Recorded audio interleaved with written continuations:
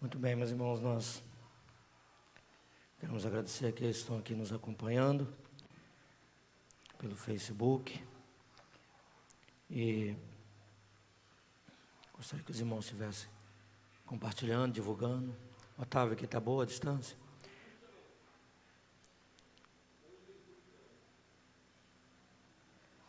Muito bem.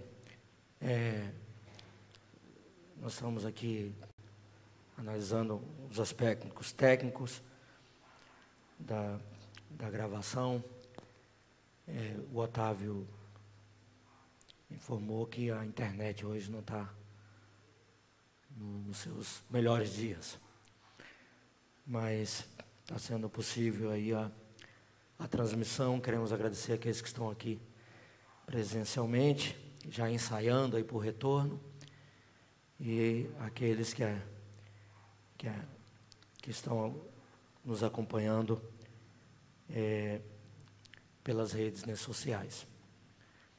Só reenfatizar aqui a questão da programação. Desde o momento dessa pandemia, com os decretos, nós temos realizado a escola dominical às 10 horas, assim, com uma live no domingo, às 10 horas da manhã. E à noite, às 19h30, ou, se você prefere, 7h30 da noite. Há uma exceção. A exceção é no segundo domingo, para aqueles irmãos considerados do grupo de risco.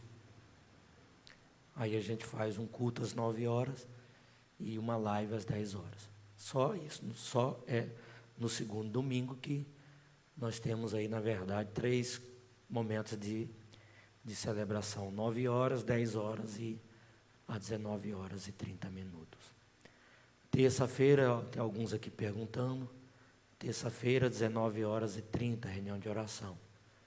Quinta-feira a gente está realizando ainda só a live, embora a igreja também fique aqui aberta para os irmãos interessados em participar. Então é isso. Então, devagarzinho nós estaremos informando a respeito da programação da nossa igreja. Muito bem, sem mais delongas, eu gostaria de informar ainda que nós estamos realizando uma série de mensagens, cujo tema é precisamos viver o já, com vistas ao ainda não.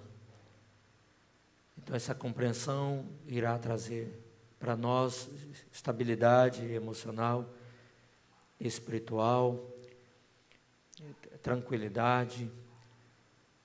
Essa tensão irá trazer para nós também uma cosmovisão da vida, da história, e principalmente encorajamento, motivação e esperança. Essa compreensão evita a afobação de nossa parte. Lemos na primeira epístola de João, no capítulo 3, primeira epístola de João, no capítulo 3, no versículo de número 2. Leremos a passagem e faremos assim uma recapitulação, para que aqueles que estavam participando, para que com isso possa refrescar a mente esquecida, e aqueles que não estavam participando possam entender e compreender essa série de estudos e de mensagens. Lemos aqui: amados, agora nós somos filhos de Deus. Nessa primeira parte, o apóstolo João, ele está tratando do já, que está aí também na projeção. Na sequência, o apóstolo João acentua: e ainda não se manifestou o que havemos de ser. Sabemos que quando ele se manifestar, seremos semelhantes a ele, porque havemos de vê-lo como ele é. Aqui temos o ainda não. E ainda, escreve o apóstolo João, e ainda não se manifestou o que havemos de ser. Nesse sentido, o apóstolo Paulo afirma, então é como se ele dissesse, presta atenção, nem olhos viram, nem ouvidos ouviram, nem jamais penetrou em coração humano o que Deus tem preparado para aqueles que o amam. Então esta dialética do já, ainda não, é famosa e declara a nossa condição. Ou seja, um cristão é alguém que vive os desafios desta dialética. Já é filho de Deus, mas ainda não é tudo o que um dia virá a ser. Alguém disse, com razão, que estamos em obra. É o que, na verdade, está descrito em Filipenses, no capítulo 1, no versículo 6. Aquele que começou boa obra em vós, há de completá-la até o dia de Cristo Jesus.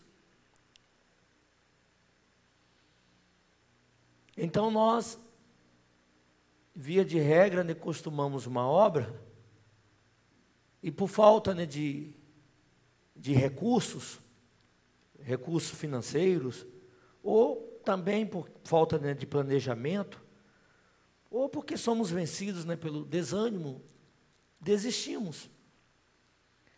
E a obra fica no meio do caminho, a obra fica parada. Mas não podemos dizer o mesmo de Deus. Aquilo que Ele começa, Ele termina. Não necessariamente no tempo que nós gostaríamos. Mas Ele irá terminar. Porque em Jó 42, versículo 2, está escrito, bem sei que tudo podes. E nenhum dos seus planos pode ser frustrado. Então aquilo que Ele começou, Ele irá terminar. Então isso significa dizer que a escatologia bíblica, que significa a doutrina das últimas coisas, não trata somente das últimas coisas. Embora seja esse o significado de escatologia, doutrina, escatos, tratado das últimas coisas, estudo das últimas coisas, ou das coisas futuras. Pelo contrário, também aborda a nossa situação presente, a fase atual do reino de Deus, o que podemos chamar de escatologia inaugurada. O próprio Senhor Jesus disse, é chegado o reino de Deus sobre vós. Ou seja, o próprio Senhor Jesus inaugurou a nova era, o tempo da oportunidade, os últimos dias, a dispensação da graça, embora não ainda na sua plenitude. A escatologia, portanto, diz respeito à nossa situação presente, bem como a escatologia futura, período ainda futuro, como, por exemplo, a segunda vinda do Senhor, a ressurreição geral, o juízo final, a restauração de todas as coisas. É o que Anthony Huckman, expoente da teologia exegética, chama de tensão entre o já presente e o ainda não futuro do reino de Cristo. É o que o apóstolo João realça aqui no texto que nós acabamos de ler, na primeira epístola de João, no capítulo 3, versículo 2, o contraste entre o que somos agora, o já, e o que devemos ser, o ainda não. Esta tensão é pertinente porque nos ajuda a entender, dentre outras coisas, em primeiro lugar, o papel do sofrimento na vida dos cristãos. Poderíamos aqui enumerar várias implicações, mas eu vou pontuar aqui hoje somente duas. Primeiro, o papel, né, do sofrimento na vida dos cristãos, né? Por exemplo, né, por que sofre o justo? Estava compartilhando aqui com alguns irmãos, né? Nós colocamos aí na pauta, estávamos orando, né, pela vida do estimado pastor, colega, reverendo Sabino. Eu, quando seminarista, trabalhei com um saudoso, né, colega, na igreja presbiteriana, né, de Roçadinho, na região de Irecê. E ele, infelizmente, foi contaminado, né, pela Covid, e foi parar na UTI. Depois, né, de 3 meses, ele não resistiu e faleceu durante essa semana. Mas a Leila, a nossa irmã Leila, conhecida, estou falando isso porque realmente nós éramos amigos, já fiquei na casa dele durante um período, né, de férias, enfim, tive o privilégio, né, de conhecê-lo. Então era um fervoroso, né, pregador, a gente chamava de evangelista, digo de avivalista, né, porque ele, quando pregava, realmente sacudia a igreja e influenciou, né, várias gerações. Mas depois de muito sofrimento, 3 meses na UTI, ele chegou a expressar, né, basta. Então, mas por que, né, um homem tão dedicado, tão consagrado, ainda certamente relativamente jovem, né, passou pelo que passou e morreu, né, deixou a esposa, filhos, netos, e enfim. Em realidade, essa questão é tão velha, né, quanto o livro, né, de Jó. Queremos saber por tudo o porquê das coisas, à luz da razão. E por conta disso, às vezes, entre aspas, entramos em parafuso. Uma resposta a essa questão é que o sofrimento é uma manifestação concreta do ainda não. Ou seja, o sofrimento ainda acontece na nossa vida, porque ainda não foram eliminados todos os resquícios do pecado. Ainda não entramos no estado de glorificação. O processo é o seguinte, só em termos, né, didáticos, para a gente ter um razoável entendimento. Quando somos alcançados, né, pela graça salvadora, aí começa o processo de santificação, de obediência, é um esforço daquele que foi alcançado pela graça salvadora para agradar a Deus. E ao mesmo tempo, quando isso não acontece, um sentimento, né, de culpa, porque o nosso prazer agora é agradar a Deus, ou viver, né, no centro, né, da vontade de Deus. Tem alguém até que questiona, mas tem centro, tem esquina, né? Mas é uma forma poética de dizer. Então começa aí a santificação, e no final da santificação, só em termos didáticos, para a gente entender, começa a glorificação, que é no estado, né, de glorificação, na imortalidade, né, na vida, né, continuada. Não sem razão, para não ser vencido pelo pessimismo e pela crise existencial, o apóstolo Paulo levou em conta esse macete, ou seja, ele conectou o sofrimento presente com o ainda não, a saber, a glória, né, futura. Abre aspas. Ora, né, se somos filhos, somos também herdeiros, herdeiros de Deus e co-herdeiros com Cristo. Se com Ele sofremos, também com Ele seremos glorificados. Porque para mim, tenho por certo que os sofrimentos do tempo presente não podem ser comparados com a glória a ser revelada. Em nós, fecha aspas, no oceano da perfeita felicidade celestial. Nosso Senhor e Salvador Jesus Cristo apontou na mesma direção quando disse: regozijai-vos e exultai, porque é grande o vosso galardão, né, nos céus. O galardão prometido parece ser em resposta ao sofrimento e uma recompensa específica pelo mesmo. Tanto que Jonathan Edwards, um avivalista da igreja, ao escrever sobre o assunto, ponderou, está aqui entre aspas: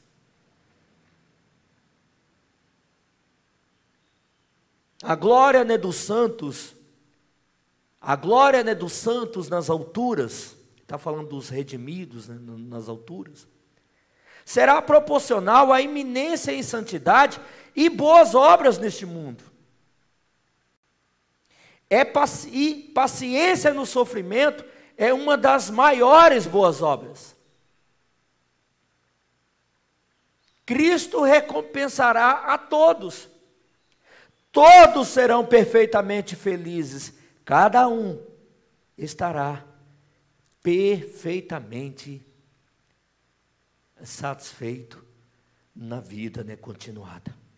Isso é parte, né, do que Paulo quer dizer na sua segunda epístola aos Coríntios, no capítulo 4, versículo 17 e 18, abre aspas: porque a nossa leve e momentânea tribulação produz para nós eterno peso de glória, acima, né, de toda comparação, não atentando nós nas coisas que se veem, mas nas que se não veem, porque as coisas que se veem são temporais, e as que se não veem são eternas. Esta tensão entre o já e o ainda não nos ajuda a entender, né, dentre outras coisas, o papel das dificuldades, das lutas, dos contratempos, dos sofrimentos, né, na nossa vida, na vida, né, dos cristãos. Esta tensão entre o já e o ainda não nos traz ainda uma outra lição, a saber, a igreja, não obstante ser uma comunidade de pessoas que foram redimidas por Cristo, são também pessoas imperfeitas, são, né, também pessoas pecadoras. Logo, não se deve, né, perder, né, de vista nem a novidade, nem a imperfeição. Então a pregação, o ensino, o cuidado pastoral praticados na igreja deve sempre levar em conta esta tensão. Não se deve perder de vista nem a novidade, nem a imperfeição. Significa isso dizer que o povo de Deus não deve ser tratado como aqueles que ainda estão totalmente depravados, completamente incapazes de qualquer bem, sempre inclinados para todo o mal. Absolutamente. Devem ser tratados e considerados como novas criaturas em Cristo. Está escrito, e se alguém está em Cristo, é nova criatura. Na outra versão, é nova criação. As coisas antigas já passaram, eis que se fizeram novas. Ao mesmo tempo, porém, deve ser lembrado que o povo de Deus é ainda nem imperfeito. Tanto que para alguém, né, ser membro da igreja é pré-requisito reconhecer que é pecador. Em realidade, para o cristão ser cristão, ele deve ser primeiro pecador. Ser pecador é um pré-requisito para ser um membro, né, da igreja. Por essa razão, podemos afirmar que a igreja cristã é uma das poucas organizações no mundo que exige um reconhecimento público como condição de entrada. O reconhecimento público de que ele é um miserável pecador. Então, num certo sentido, a igreja tem menos hipócritas do que qualquer outra instituição, porque, por definição, ela é um refúgio, né, para os pecadores. A queixa, né, de que a igreja está cheia, né, de hipócritas não procede. Isso, né, porque as pessoas usam um silogismo incorreto, né? Por exemplo, o silogismo é o seguinte: a igreja está cheia de pecadores. Os hipócritas são pecadores. Logo, a igreja está cheia de hipócritas.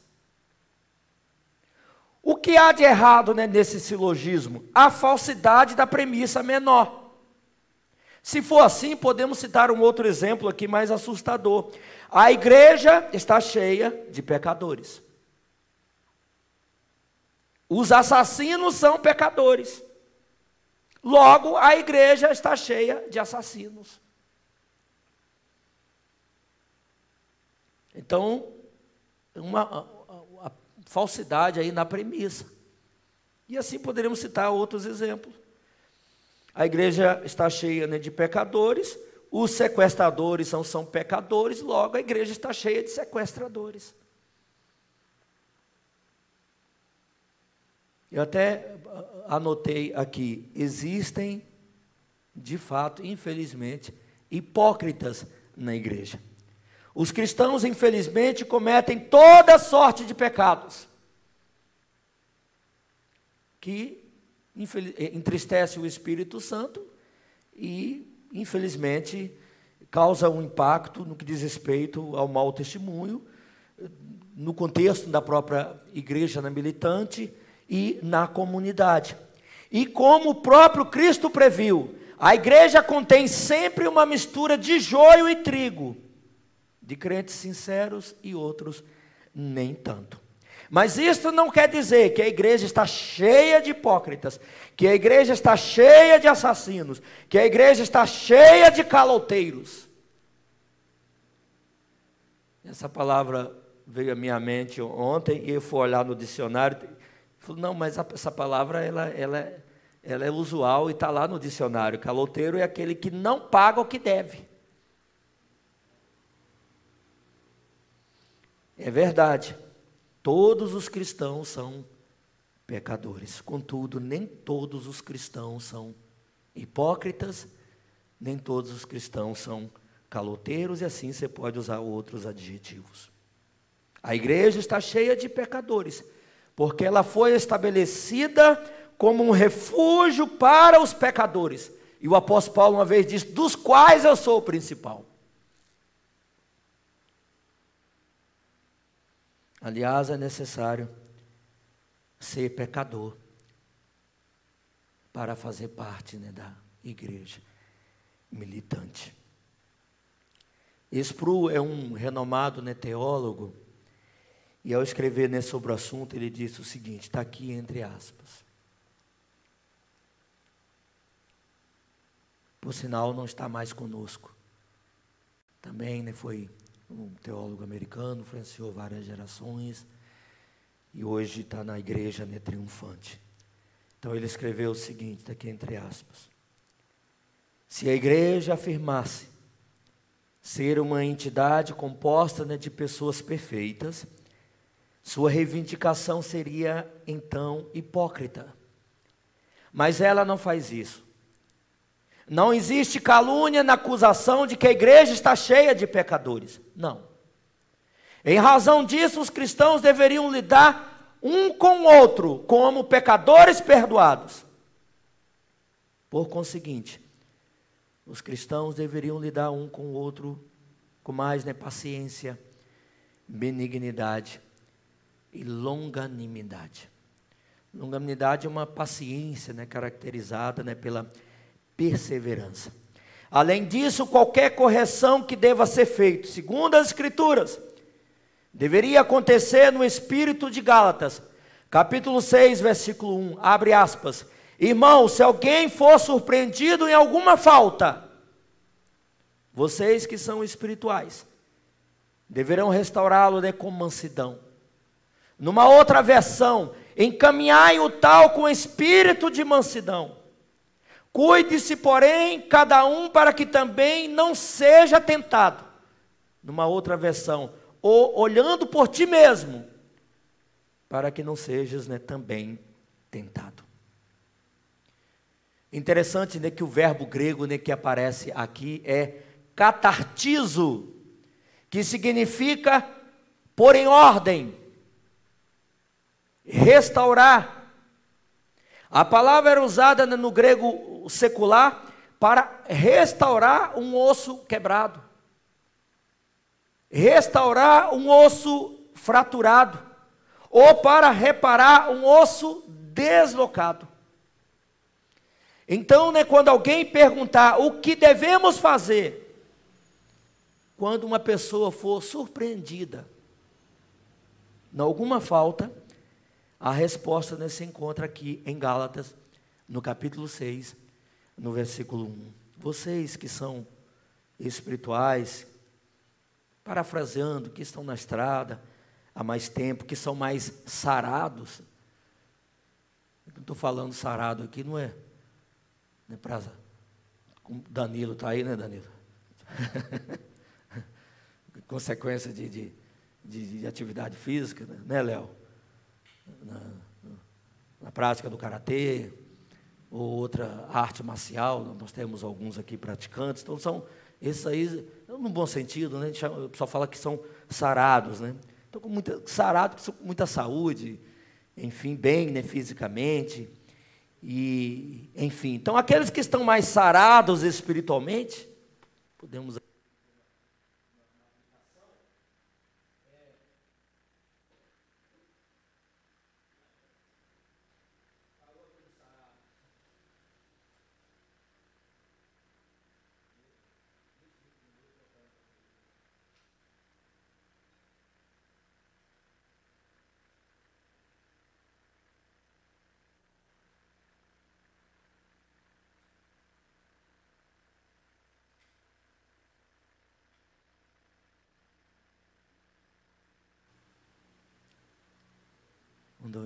Um, dois. Muito bem. Então vocês, que escreve o apóstolo Paulo, que sois espirituais, procurem estender a mão, restaurar o irmão, a irmã que se deixou levar, influenciar, que está fora, dos trilhos. Não sem motivo, Tiago fala sobre a importância de restabelecer os desviados. Abre aspas, meus irmãos, se algum de vocês se desviar da verdade e alguém o trouxer de volta, lembre-se disso. Quem converte um pecador do erro do seu caminho, salvará a vida dessa pessoa e fará que muitíssimos pecados sejam perdoados.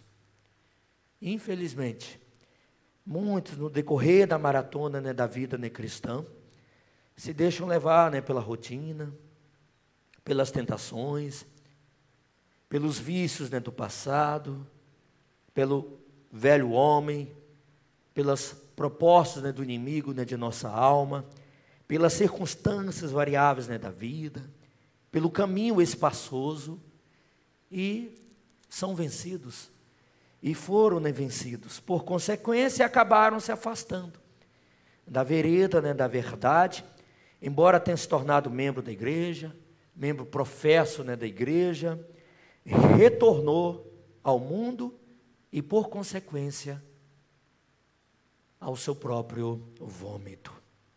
É assim que descreve o apóstolo Pedro.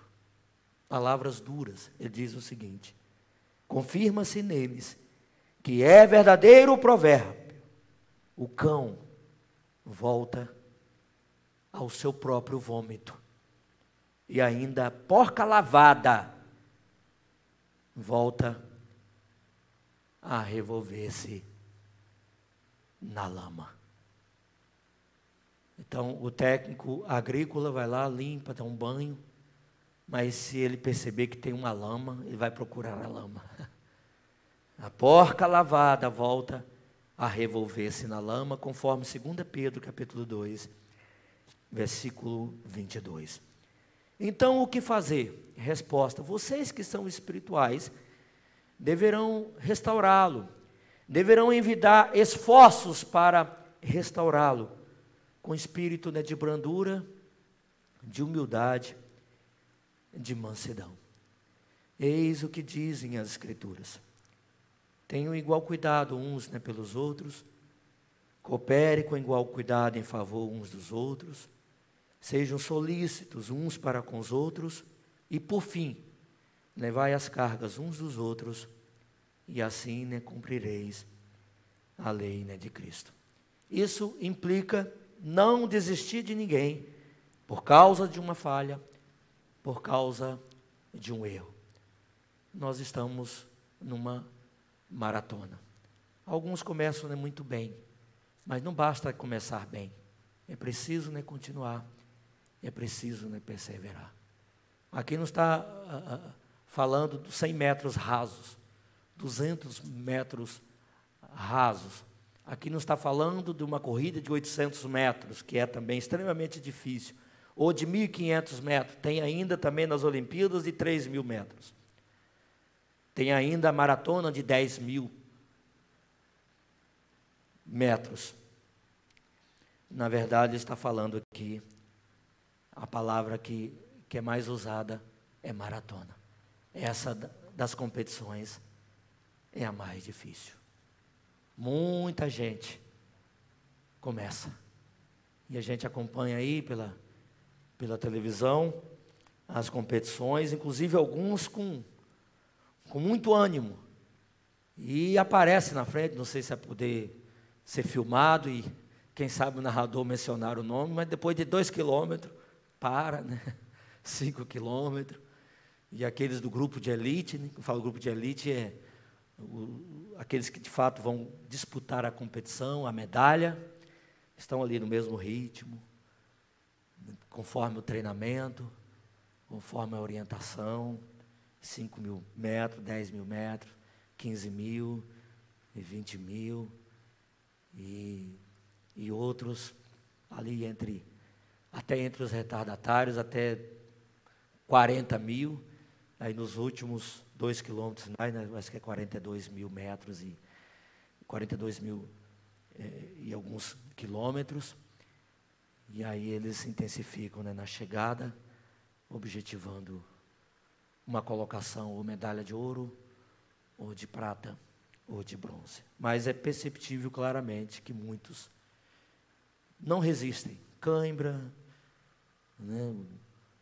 uma dor aqui do lado que eu chamava dor de facão, eu não sei o nome técnico, mas na época quando tentava correr, parava, porque às vezes tinha uma dor aqui na lateral, a gente chamava lá na nossa cidade de dor, de facão. Enfim, parava também. Uma vez eu participei de uma maratona, não sei se era 4, 5 quilômetros, treinei até razoável, mas eu percebi que tinha um caminhão que ia pegando os retardatários. Aí eu analisei bem, a Aline, vi o caminhão, sol escaldante, 10 horas da manhã, dona Zeli, falei, são 4, 5 quilômetros ainda para chegar, deixa esse negócio para lá.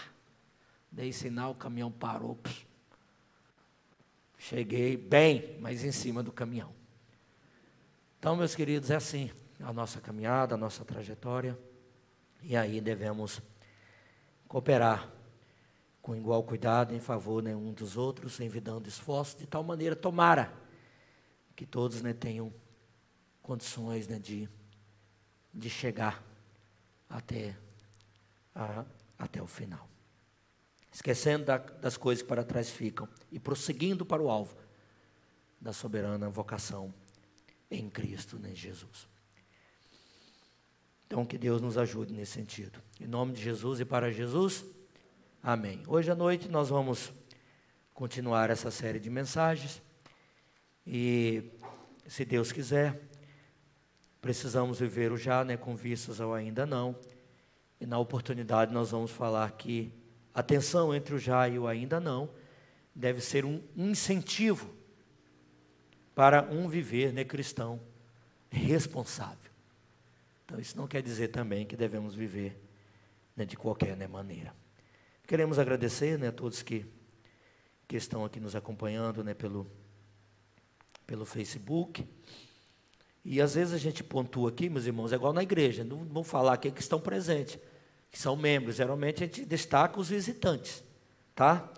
Então queremos agradecer aqueles aqui que estão nos visitando virtualmente, a Ângela, que está sempre aqui conosco, Neide Alves, né, lá trabalhou conosco lá na Bahia, a igreja, né, na cidade, né, de Bitiara, o reverendo, né, João Pires Cambuí, contemporâneo.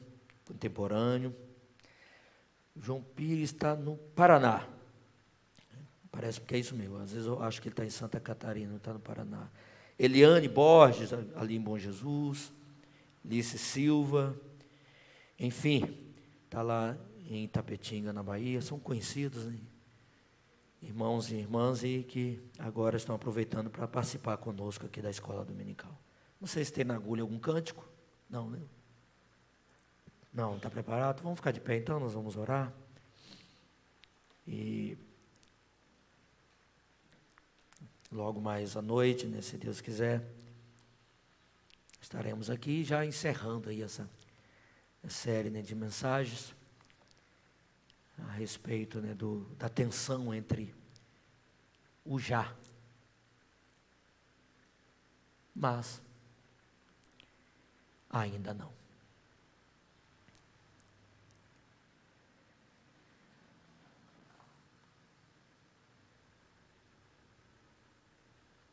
Bondoso Deus e querido Pai, nós queremos agora, nesta oportunidade, reclamar ao Senhor a Tua graça, a Tua visitação, a Tua misericórdia, de tal maneira que o Senhor possa estar aplicando melhor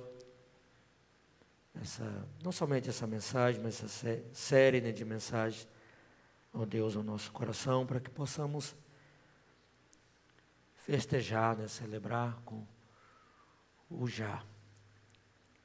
Fomos um dia, pela Tua extraordinária, né, misericórdia, alcançados, ó Deus, né, pela graça salvadora e, segundo as Escrituras, assim, incorporados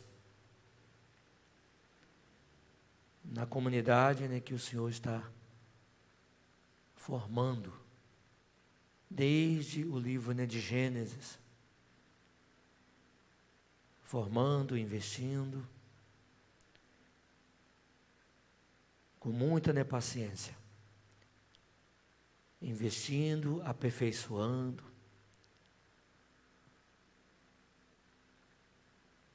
para o louvor, né, da sua glória. E aí acompanhamos, ó Deus, desde Gênesis 3,15, do anúncio do Evangelho, as lutas, as dificuldades do Teu povo nessa maratona, nessa jornada pelos desertos da vida, saindo, né, do Egito, da servidão, né, da escravidão, mas caminhando pelos desertos, ó Deus, rumo à nova Canaã, a Canaã espiritual. Vivemos também, ó Deus, essa expectativa, porque ficamos sem entender, uma vez que o não ainda não ocorreu, ainda não aconteceu. Mas seja trabalhando na nossa vida, nas nossas emoções, nos nossos sentimentos, para que possamos perseverar na certeza de que o ainda não um dia será uma realidade, e aí ingressaremos de uma vez por todas na vida continuada. E a exemplo dos teus discípulos, queremos clamar: aumenta-nos a fé, porque vivemos também igualmente, ó Deus, em dias difíceis, por várias razões, inclusive vivemos, ó Deus, sob uma pandemia, algo jamais visto em termos de processo viral no mundo, nos últimos 100 anos. Então tem misericórdia de nós, ó Deus, aumentando a nossa fé, trazendo injeção de ânimo para cada um de nós. É a oração que nós fazemos, não por nós mesmos, porque não temos mérito, não temos condições, mas em o nome de Jesus. Amém e amém. Obrigado, os irmãos que estão aqui presencialmente e todos aqueles que estão aí nos acompanhando pelo Facebook. Graças a Deus não caiu só a bateria aqui, mas a internet, continua. É bem provável, Otávio, a gente transmitir também pelo YouTube, não é isso? Está sendo também pelo YouTube. Já tem gente lá acompanhando. Então, foi bom a gente frisar aqui, porque agora nós estamos também transmitindo pelo canal da Igreja Presbiteriana da SEAB, pelo YouTube.